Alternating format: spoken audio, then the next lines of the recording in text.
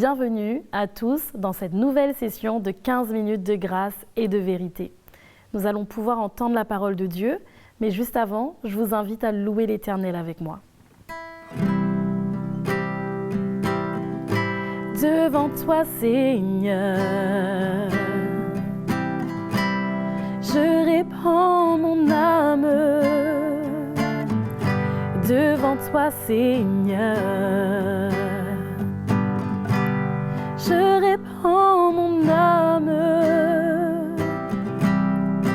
Oh mon Dieu, je suis à toi. Je me confie en toi, conduis-moi dans la voie de la vérité. Devant toi, Seigneur, je répands mon âme. Devant toi, Seigneur, je répands mon âme. Oh mon Dieu, je suis à toi. Je me confie en toi, conduis-moi dans la voie de la vérité. Oh mon Dieu, je suis à toi. Je me confie en toi, conduis-moi dans la voie de la vérité. Nos cœurs sont maintenant ouverts à entendre la parole de Dieu. Je vous accueille après ce bon moment de louange dans ce nouvel épisode de 15 minutes de grâce et de vérité. C'est une joie pour moi encore de vous retrouver autour de la parole de Dieu sur notre thème, les enseignements de Jésus. Nous sommes arrivés à notre 5e session et nous allons voir ce que Jésus nous enseigne quand il nous dit « Vous êtes le sel de la terre et la lumière du monde ». Nous lisons dans Matthieu, le chapitre 5, au verset 13. « Vous êtes le sel de la terre, mais si le sel perd sa saveur, avec quoi le lui rendra-t-on? Il ne sert plus qu'à être jeté dehors et foulé aux pieds par les hommes. » Le verset 14, « Vous êtes la lumière du monde, une ville située sur une montagne ne peut être cachée.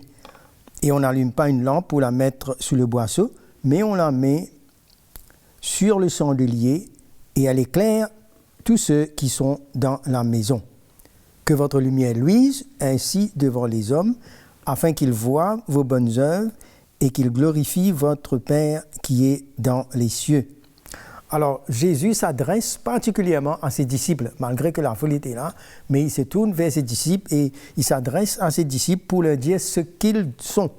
Il ne leur dit pas, voilà, vous devez être le sel de la terre et la lumière du monde, mais il leur dit ce qu'ils sont venus en lui, ce que l'Évangile les emmène à être.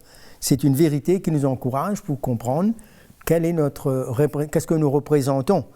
C'est comme quand Jésus parle concernant ses brebis. Il dit que mes brebis me connaissent, ils entendent ma voix et ils me suivent. Ils connaissent la voix du bon berger. Et donc, on voit que le Seigneur nous montre notre identité, ce que nous sommes et qu'est-ce que nous représentons. C'est un défi pour nous de voir dans les jours que nous vivons, comment est-ce que nous représentons le sel de la terre et la lumière du monde. Au fait, lui, le Seigneur, il nous regarde comme cela. Il nous a mis sur un chemin et on le suit en portant notre croix. On a renoncé à notre propre vie et Jésus a mis un goût à notre vie maintenant. Et le monde doit ressentir cela, que nous avons un cœur et nous avons des attitudes qui sont différentes. Et nous voyons que ce monde, comme c'est rempli d'inquiétudes, d'incertitudes, de troubles, de murmures, il n'y a pas d'espérance. Et nous, on n'est pas dans ce même royaume. Et nous, on a besoin maintenant de faire face à la corruption qui existe dans ce monde avec un autre style de vie. Et comment on va démontrer qu'on est le sel de la terre et la lumière du monde? C'est quand on vit dans une vie qui a la crainte de Dieu, on marche dans sa justice, dans son royaume, et le Saint-Esprit va nous préserver de ce qui est mauvais, ce qui est impur, et il va emmener notre cœur à rechercher le Seigneur, à nous donner à lui, à nous séparer. Et c'est ainsi que l'apôtre Paul va dire, mais revêtez-vous des armes de la lumière. Romains 13, le verset 12, il dit, la nuit est avancée, le jour approche, dépouillons-nous des œuvres des ténèbres et revêtons-nous les armes de la lumière. Marchons honnêtement comme en plein jour, loin des excès de l'ivrognerie, de la luxure, de l'impudicité, des querelles, des jalousies. Mais revêtez-vous du Seigneur Jésus-Christ et n'ayez pas soin de la chair pour en satisfaire les convoitises. Donc, il nous parle des armes de la lumière. Et en marchant avec le Seigneur, comme cela, en portant notre croix, en nous identifiant à Jésus, et la Bible nous déclare que on est salé de feu. C'est Jésus nous dit dans Marc, le chapitre 9, au verset 49, il dit « Quand tout homme sera salé de feu ». Et puis il répète ce que Matthieu dit, « Le sel est une bonne chose, mais si le sel devient sans saveur, avec quoi l'assaisonnerez-vous? Ayez du sel en vous-même et soyez en paix les uns avec les autres. » Donc le sel, ça préserve. Il ne nous appelle pas à préserver le monde est déjà corrompu, mais nous, on peut préserver ce que Dieu nous a donné. Sa paix, sa joie, un cœur pur, on peut préserver cela et ça empêche de se mélanger des compromis. On est gardé par... La Bible dit que celui qui est né de Dieu se garde lui-même et le malin ne le touche pas. C'est-à-dire il y a du sel en nous, il y a cette vie de l'esprit, il y a cette vie où on a accepté de renoncer à nous-mêmes et de nous soumettre à son royaume et à sa parole, à son autorité. Et c'est ainsi que on a ce goût en nous et que les autres, à ce moment-là, peuvent ressentir et voir qu'on est différent. Est-ce que nous sommes conscients de cela? Ce que nous représentons sur la terre, hein? La justice de Dieu sur cette terre par la manière que nous vivons, parce qu'il y a autour de nous les gens qui nous observent, hein, et qui aperçoivent la manière que nous marchons, ce que nous représentons. Et si on ne fait pas attention pour garder une bonne conscience, ben on perd cette saveur. C'est pourquoi on a besoin de la grâce de Dieu. Pour marcher une telle vie, on a besoin du Seigneur. C'est pourquoi avant que le Seigneur nous parle de tout cela, d'être le sel de la terre, avant qu'il nous parle de comment faire face à la persécution, la première chose qu'il nous dit, c'est de reconnaître notre pauvreté spirituelle et de reconnaître notre besoin du Seigneur et avoir un cœur brisé vis-à-vis du péché, vis-à-vis de cette chair. Tout cela s'enchaîne et viennent à faire de nous des hommes et des femmes différents avec la vie du Seigneur dans le royaume de Dieu que nous vivons. Et donc, on ne peut pas perdre cette saveur. On a besoin de garder ce zèle, cette vie, cet amour pour Jésus, garder ce cœur que le Seigneur nous donne dans son royaume. Et, la Bible dit comment, dans ces derniers temps, l'apôtre Paul explique comment il y aura des temps difficiles, comment les hommes vont être égoïstes, les hommes vont être amis de l'argent, fanfarons, rebelles, blasphémateurs, rebelles à leurs parents, ingrats, irréligieux, toute une liste de tout ce qui va se passer. Mais alors nous en tant qu'enfants de Dieu, on a besoin d'avoir ce caractère de Jésus en nous pour pouvoir chercher les intérêts du royaume de Dieu. Hein? Et comment les chrétiens doivent se préserver pour ne pas perdre cette saveur et compromettre. On perd la saveur quand on compromet, quand on s'écarte de la saine doctrine et qu'on réagit par nos émotions ou par les raisonnements et qu'on laisse notre croix, on oublie qu'on a renoncé à notre propre vie pour nous soumettre à Jésus, hein, celui qui nous a appelés à son royaume. Et c'est pourquoi que dans son royaume, eh bien, il a ses lois, il a ses principes, il a son cœur qu'il nous donne pour qu'on puisse marcher avec lui jusqu'au bout.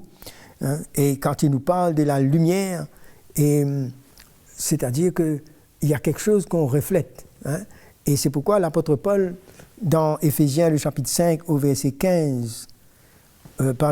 18, il nous dit « Autrefois, vous étiez ténèbres, et maintenant vous êtes lumière dans le Seigneur. Alors il nous dit, marchez comme des enfants de lumière, quand le fruit de la lumière consiste en toutes sortes de bonté, de justice et de vérité. Alors il nous dit au verset 10 d'examiner ce qui est agréable au Seigneur et ne prenez point part aux œuvres infructueuses des ténèbres, mais plutôt condamnez-les. Donc il y a une attitude, il y a une vie, il y a un chemin sur lequel le Seigneur nous a mis. Et au verset 15 plus bas, il nous dit, prenez donc garde de vous conduire avec circonspection, non comme des insensés, mais comme des sages. Rachetez le temps quand les jours sont mauvais. Ne soyez pas inconsidérés, mais comprenez quelle est la volonté du Seigneur. Donc la volonté de Dieu, c'est que nous puissions être ce sel de la terre, avoir ce goût du royaume, montrer les caractères de Dieu, montrer un autre style de vie dans le royaume, et que cela va pouvoir influencer et attirer des cœurs pour comprendre qu'il y a une autre façon de vivre et que Jésus met à part et construit son royaume, ceux qui le suivent, ceux qui veulent se soumettre à son autorité. Et je vais terminer en vous lisant cette dernière exhortation de Paul aux Philippiens concernant nous, les enfants de Dieu, qui sommes la lumière du monde. Il nous dit, Philippiens 2 au verset 14, « Faites toutes choses sans murmure ni hésitation, afin que vous soyez irréprochables, purs, des enfants de Dieu, irrépréhensibles au milieu d'une génération perverse et corrompue, parmi laquelle vous brillez comme des flambeaux dans le monde, portant la parole de vie, et je pourrai me glorifier au jour du Christ de n'avoir pas couru en vain ni travaillé en vain. » Donc la lumière de Jésus brille dans notre cœur et cela peut attirer par notre caractère, par notre comportement, cela peut attirer les cœurs parce que nous sommes appelés à cela. Nous sommes appelés à refléter cette lumière de par la révélation que Jésus a mis dans notre cœur et que maintenant on est des ambassadeurs, on représente son royaume. Quelle grâce Dieu nous donne. On ne pourra pas nous changer le monde, mais c'est le Seigneur qui peut toucher des cœurs et notre témoignage, notre style de vie, le Seigneur va pouvoir utiliser cela aussi pour pouvoir attirer les cœurs et faire montrer la différence que son royaume, c'est un royaume de justice, c'est un royaume de paix, de joie, par le Saint-Esprit, où nous marchons, où nous brillons pour le Seigneur. Voilà, je vais terminer ici pour cette session. Je vous souhaite réellement de pouvoir continuer à persévérer dans ces enseignements de Jésus et que le Seigneur nous éclaire et nous encourage dans notre marche avec lui. Je vous remercie, que le Seigneur vous bénisse et à très bientôt. Quelle grâce d'être éclairé un peu plus chaque jour dans notre marche avec le Seigneur. Nous vous remercions d'avoir suivi cette session de 15 minutes de grâce et de vérité. Je vous invite également, si vous le souhaitez, à écrire à l'adresse qui s'affiche juste en bas de votre écran. Nous pourrons lire vos commentaires, vos questions et y répondre. Nous vous disons à très vite pour une prochaine session de 15 minutes de grâce et de vérité.